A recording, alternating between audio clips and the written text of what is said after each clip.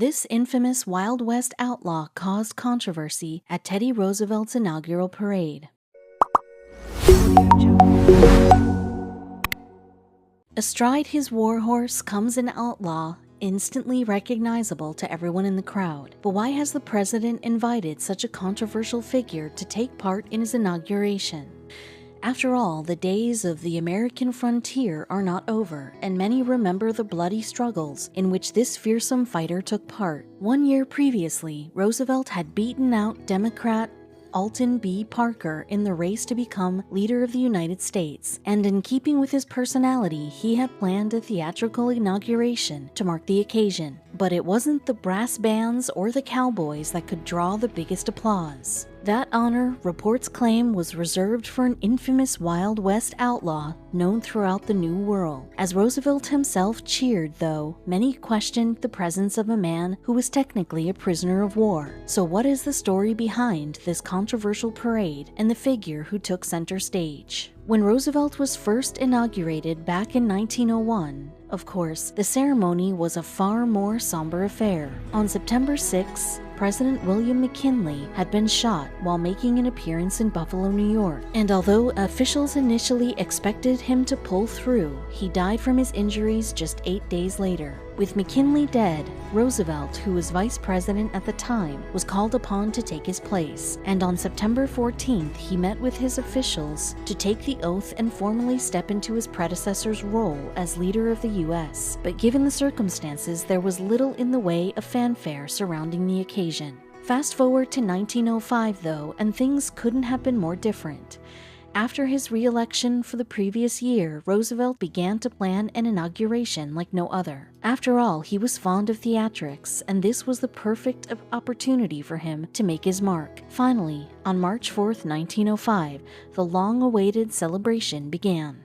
Roosevelt, it seems, did not do things by halves. On the day of his inauguration, a huge crowd looked on as some 35,000 people marched through Washington. Beneath their feet, scattered pools of snow still lingered, left over from the previous day, but mostly the sun shone, echoing the optimistic mood of the new president's address. Like other inaugurations, the parade consisted of a great number of military men, armed and decorated in their uniforms, and as well as serving soldiers and Marines. Roosevelt's marchers included cadets from the academy at West Point and the mounted cavalrymen known as Rough Riders, but that wasn't all.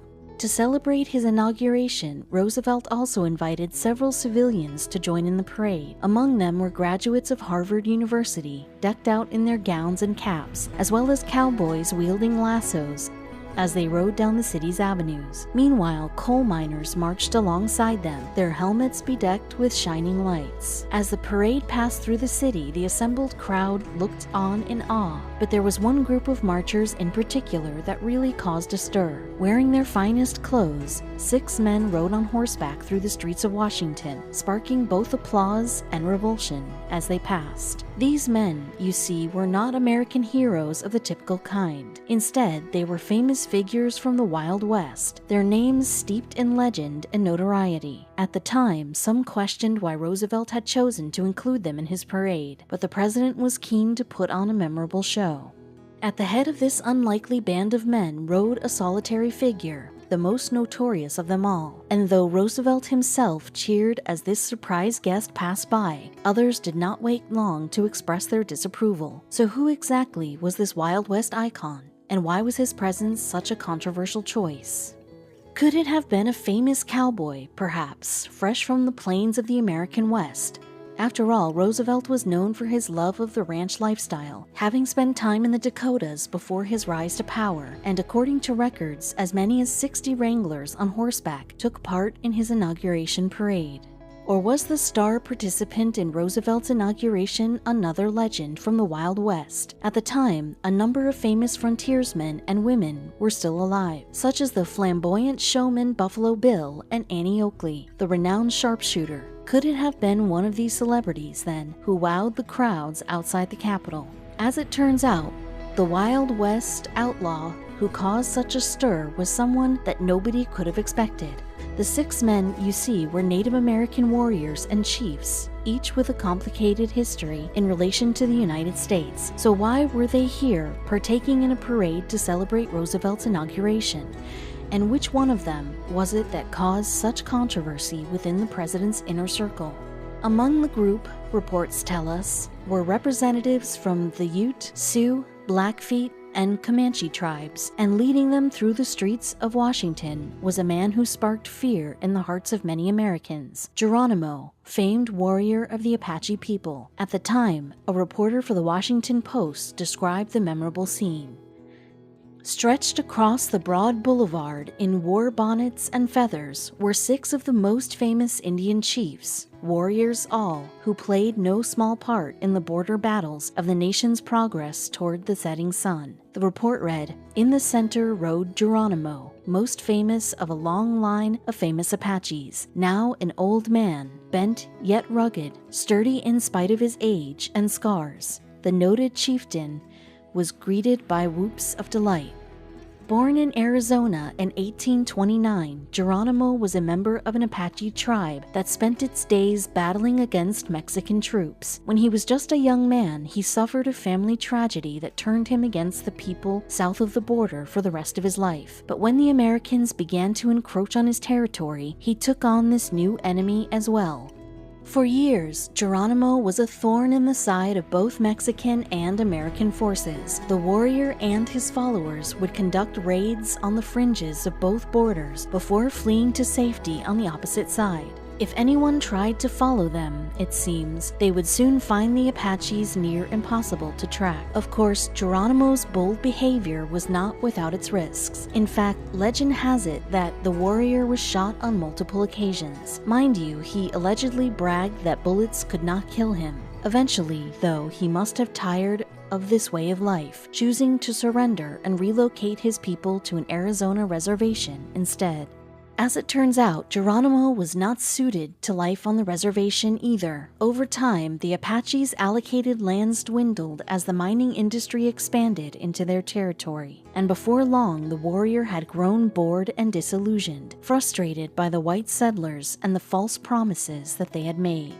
Gathering a band of loyal followers, Geronimo abandoned the Arizona reservation and returned to his life as an outlaw on the edges of civilization. In time, he surrendered again to the Americans, only to escape once more. Eventually, in 1886, he turned himself over for a 4th and final time.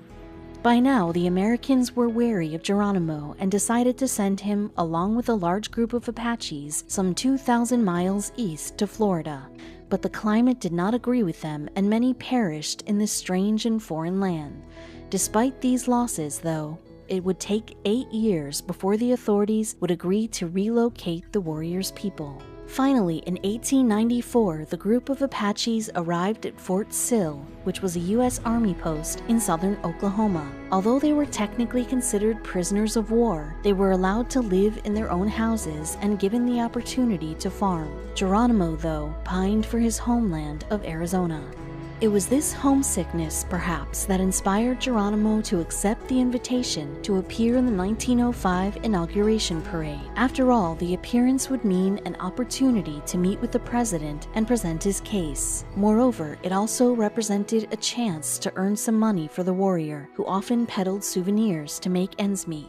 But why had the president wanted Geronimo and the other Native American leaders at his inauguration to begin with? Although the records do not cover this detail, we know that Roosevelt had long fostered an obsession with the Wild West. Perhaps the most telling clue, though, can be found in a comment made during the parade. You see, at the time, Geronimo was regarded by many as little more than a murderer, and when he paraded through the streets of Washington, there were some who saw his presence as distasteful, to say the least. As applause broke out and the president himself cheered the Apache Warrior, at least one guest expressed their horror at this turn of events.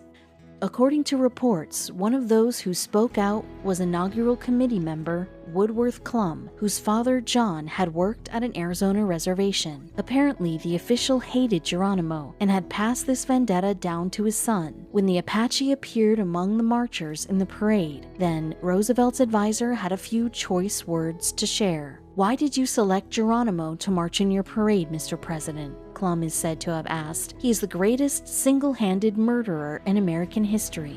Unfazed, Roosevelt apparently retorted, "I wanted to give the people a good show," and by all accounts he was successful, thanks in part to his inclusion of the infamous Apache Warrior.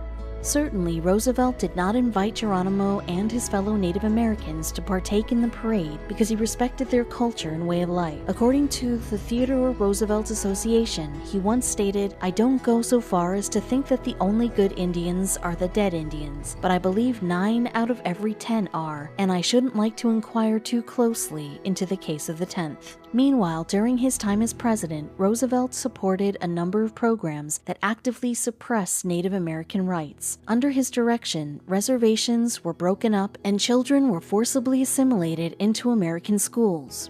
In other words, he sought nothing less than the eradication of Geronimo's way of life and the end of his culture. Nevertheless, when Geronimo met with Roosevelt several days after the inauguration, he addressed the president in a respectful tone. According to the 1906 book Lives of Indian Chiefs by Norman Wood, one witness recalled the warrior saying, "Great Father, I look to you as I look to God. When I see your face, I think I see the face of the Great Spirit." Was Geronimo really humbled in Roosevelt's presence, though? Or was there an ulterior motive behind his groveling tone? During the meeting, the warrior begged the president to allow his people to return to their native lands. Reportedly, he claimed to have seen the error of his ways and wished to be given a second chance. According to Wood's book, Geronimo said, "I and my people have no homes. The place where we are kept is bad for us. Our cattle cannot live in that place. We are sick there and we die. White men are in the country that was my home. I pray you to cut the ropes and make me free. Let me die in my own country, an old man who has been punished enough and is free." Despite this impassioned plea, though, Roosevelt did not grant Geronimo's request. According to the New York Tribune, he said, "You must not forget that when you were in Arizona, you had a bad heart. You killed many of my people. You burned villages. You stole horses and cattle, and were not good Indians." Apparently, Roosevelt pointed out that much animosity remained towards Geronimo and his people back in their native land of Arizona, and while he appreciated the warrior's efforts to live in peace, he was unlikely to be able to send the Apaches home. Reportedly, he said, "There would be more war and more bloodshed. My country has had enough of these troubles." Although Roosevelt promised to discuss Geronimo's position with his advisors, the warrior was never released from Fort Sill. 4 years after the inauguration, in February 1909, he fell from his horse and was forced to spend the night in the bitter cold. Sadly, he developed pneumonia and passed away at the age of 79. According to the PBS show American Experience, Geronimo, on his deathbed, confessed to his nephew that he never should have surrendered to the Americans. Reportedly, he said, "I should have fought until I was the last man alive." But the warrior, it would seem, did not always hold such a hostile view toward those who had helped him captive. A few years before his death, Geronimo collaborated on a book about his life story, and in the dedication, he paid tribute to Roosevelt, praising him as a fair-minded man who would seek justice for the Apaches. Whether this was a last-ditch attempt at flattery or genuine compliment, of course, we will never know.